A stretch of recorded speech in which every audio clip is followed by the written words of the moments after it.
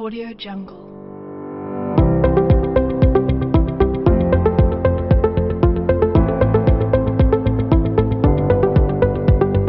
Audio Jungle.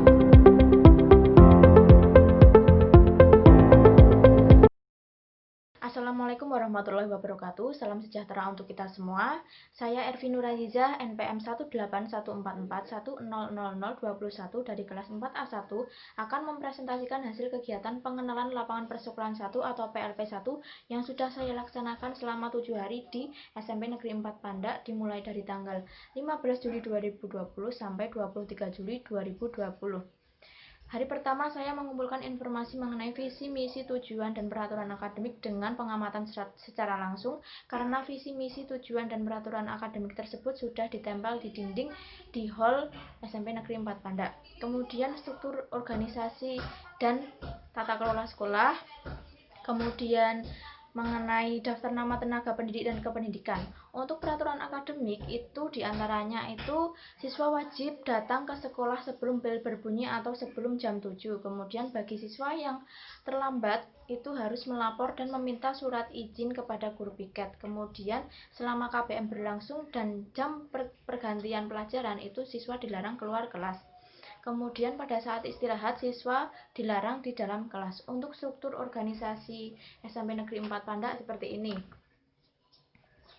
Nah, di sini ada kepala sekolah yaitu Dr. Randes Sugiparyanto, kemudian di sini ada ketua komite atau dewan yaitu Bapak Bambang Sekti Esos, kemudian di sini ada koordinator TU yaitu Ibu RR Yuli Triastuti. Ini merupakan coret-coretan saya wawancara bersama Bapak Ari Tenang sebagai waka urusan kurikulum. Kemudian di bawahnya kepala sekolah ini ada wakil kepala sekolah yaitu Ibu Sri Suryani. Kemudian wakil kepala sekolah ini dibagi menjadi 4 yaitu ada waka urusan kurikulum, ada waka urusan kesiswaan, dan ada waka urusan sarana dan prasarana. Dan juga ada waka urusan hubungan masyarakat atau humas. Kemudian dari 4 waka-waka ini dijabarkan menjadi 8 standar yang sesuai dengan Permendikbud, yaitu ada dari waka kurikulum itu ada standar isi yang dijabat oleh Bapak Ari Tenang, kemudian standar proses yang dijabat oleh Ibu Subandriah, dan juga ada standar penilaian yang dijabat oleh Bapak Nur Hadianta. Kemudian dari waka urusan kesiswaan koordinatornya itu Ibu Sri Suryani, sedangkan untuk koordinator kurikulum tadi Ibu Subandriah.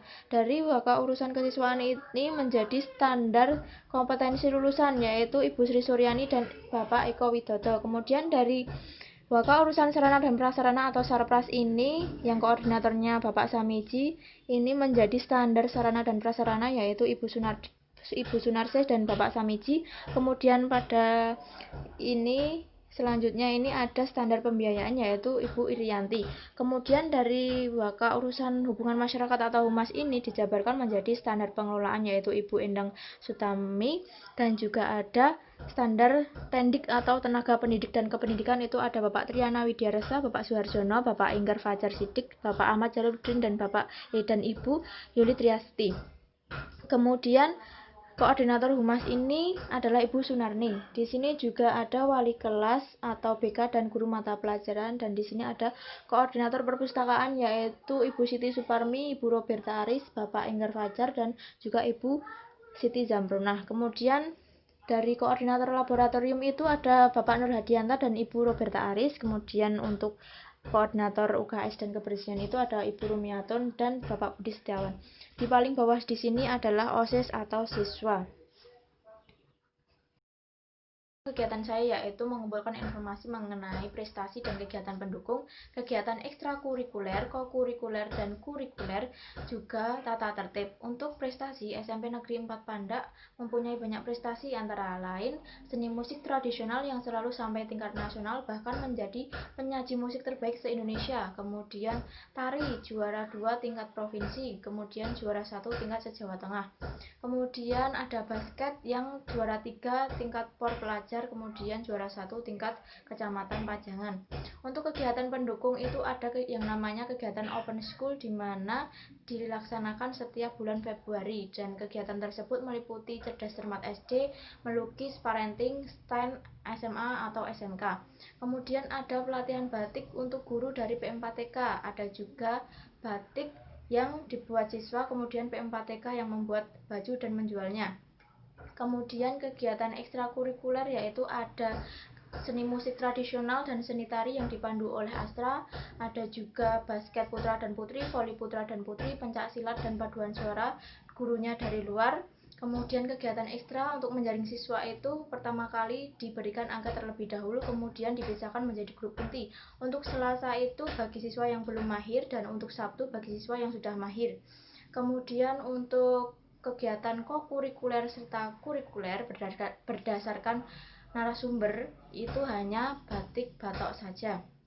Kemudian tata tertib yang ada di SMP Negeri 4 Pandak itu sudah ditempel di dinding bagian hall SMP Negeri 4 Pandak, meliputi seperti pemakaian seragam yaitu sopan dan rapi, tidak boleh menggunakan perhiasan yang mencolok, kemudian juga ada aspek rambut, kuku, tato, dan bermake up. Kemudian ada yang aspeknya kegiatan keagamaan, kegiatan pembinaan karakter, serta sopan dan pergaulan, dan juga ada sanksi-sanksi serta hukuman sudah tercantum dalam tata tertib. Saya mengumpulkan informasi mengenai kultur sekolah, yaitu adanya kegiatan 5S plus 1P, yaitu senyum, salam, sopan, santun, dan peduli. Adanya upacara bendera setiap hari Senin pagi dan diikuti oleh seluruh warga sekolah, dan bagi petugas dan peserta upacara mempersiapkan diri 15 menit sebelum dimulai upacara. Kemudian bagi pelanggar itu dikenakan sanksi berupa membentuk barisan tersendiri selama upacara. Kemudian setelah selesai upacara diberikan sanksi bersih-bersih lingkungan sekolah. Kemudian anjuran menjaga kebersihan itu adanya piket kelas dan juga kerja bakti di setiap hari Jumat yang dinamakan dengan Jumat bersih. Kemudian penggunaan seragam sekolah untuk hari Senin itu seragam biru putih lengkap dengan atribut dan juga jas alma mater. Kemudian hari Selasa, Rabu, Kamis itu menggunakan seragam biru putih lengkap dengan atribut namun tidak menggunakan jas alma mater. Kemudian hari Kamis itu untuk kelas 7 semester 1 menggunakan seragam pramuka lengkap dengan atributnya. Untuk hari Jumat itu menggunakan batik identitas SMP Negeri 4 Pandak. Kemudian anjuran memanfaatkan waktu yaitu adanya kunjungan perpustakaan sekilas yang dilaksanakan setiap jam istirahat kedua. Kemudian menciptakan suasana menyenangkan itu guru maupun siswa itu saling kompak. Kemudian menciptakan suasana atau anjuran menjaga ketenangan itu setiap seluruh warga sekolah itu mentaati tata tertib dan peraturan. Jika siswa tidak menaati maka akan ditulis di buku kendali siswa dan guru BK akan mengontrol ke setiap kelasnya. Kemudian praktik-praktik pembiasaan itu adanya Sekar Bela Negara untuk kelas 7 atau sekolah berkarakter bela negara, yaitu kegiatannya pencak silat. Untuk kelas 8 itu adanya kegiatan Sekar Jasmani atau sekolah berkarakter jasmani, yaitu kegiatannya seperti fisik, PBB. Untuk kelas 9 itu adanya jam tambahan pelajaran. Kemudian adanya literasi 15 menit sebelum KBM. Kemudian adanya sholat duha namun tidak semua melaksanakan secara serentak atau hanya personal saja.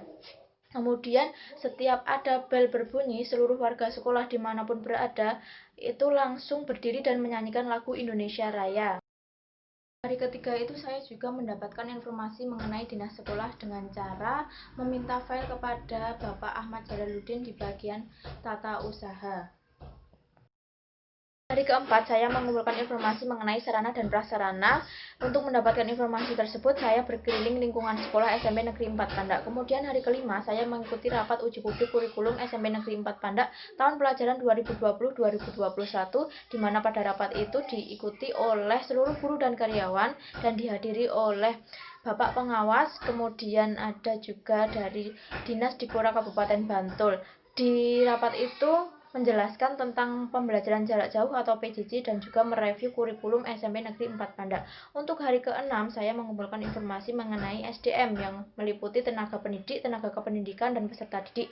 Untuk hari ke-7 yaitu konsultasi dengan Bapak Kepala Sekolah, siapa yang menjadi koordinator PLP sekolah.